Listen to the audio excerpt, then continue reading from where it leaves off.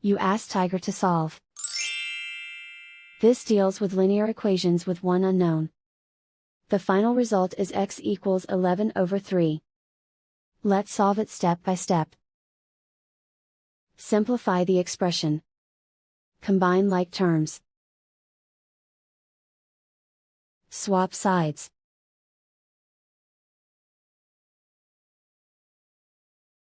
Group all constants on the right side of the equation. Subtract 6 from both sides. Simplify the arithmetic.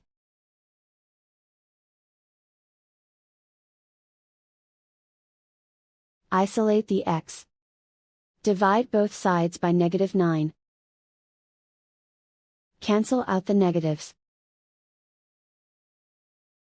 Simplify the fraction. Cancel out the negatives. Find the greatest common factor of the numerator and denominator. Factor out and cancel the greatest common factor. And so the final result is x equals 11 over 3.